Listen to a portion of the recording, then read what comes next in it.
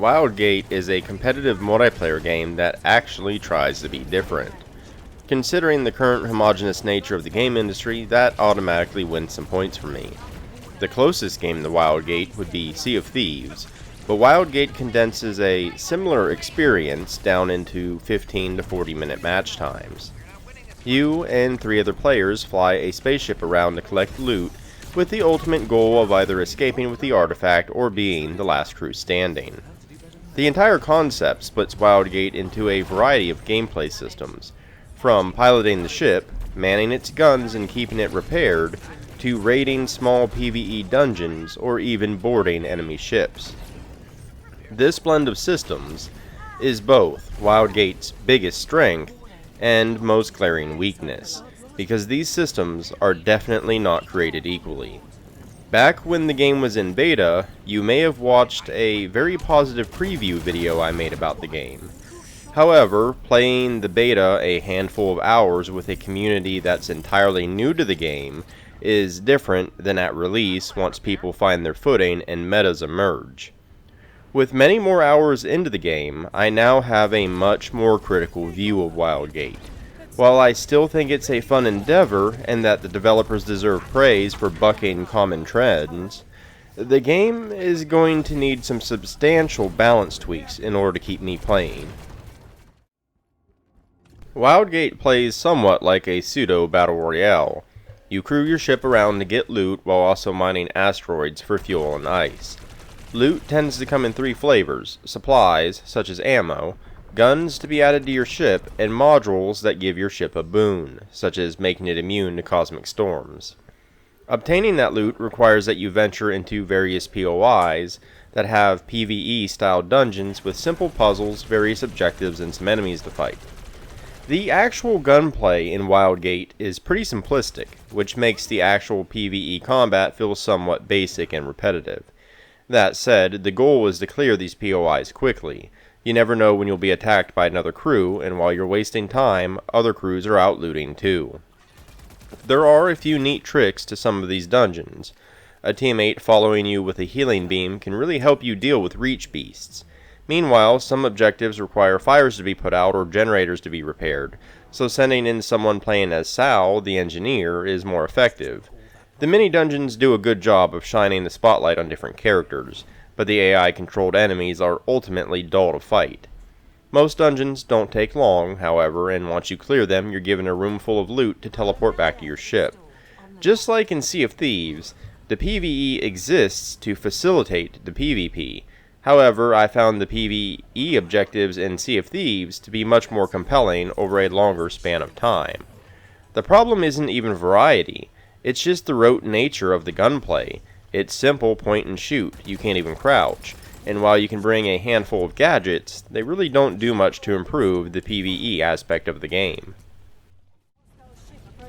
Once you're geared up, you're ready for the real meat of Wildgate, the ship-on-ship combat. Each ship has strengths and weaknesses, and 2 full crews working together to battle each other can be an incredible experience. You have 2 pilots trying to outmaneuver each other while keeping their shields aimed at enemy gunfire, while simultaneously keeping their own guns facing the enemies so that their teammates can use them. Gunners try to aim for gaps in the shielding while targeting enemy weapons, modules, and engines. Fires break out, broken modules need to be repaired, and someone has to remember to cool the ship with ice mid-battle. Sometimes, a cheeky boarder will fly over and place a clamp jet on an enemy ship, sending them careening into an asteroid, or sneaking aboard to overload the reactor. It can become a beautiful symphony of chaos with plenty of strategy and second-to-second tactics, making all the difference in a fight. The problem is, battles like that rarely happen.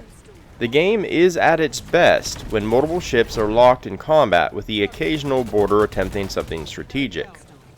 However, the vast majority of engagements are decided by which crew boards and repeatedly wipes out the other in gunplay. You have very little warning that a boarder is coming or even on your ship.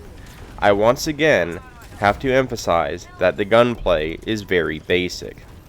The time to kill is also very low, so most gunplay shootouts are decided by who sees who first. The defender is unlikely to see the attacker because the ships only have a handful of windows and they're likely busy manning the ship's systems. Once you're being boarded hard, the only real counter is to board them back, but it's nearly impossible when you're on the back foot. So most fights are decided by which ship successfully boards the other first. This brings down the experience for many reasons. First of all, it turns Wildgate into an extremely basic arena shooter slap fight. It makes the ships largely not matter, and it invalidates your looting. Loot doesn't help in crew-to-crew engagements. The best gun emplacements and modules in the world don't make a lick of difference once someone is on your ship. If you happen to catch a ship at a distance with a good gun emplacement, all it takes is one sneaky boarder to come aboard, shoot you in the back, and then steal the gun from the ship within just a couple of seconds, because they can teleport back to their own ship with it in their hands. Sure, you can go and try to steal it back, but the effort required to find a good gun compared to the ease of stealing it is not equal at all. Boarding is interesting when it is done in moderation.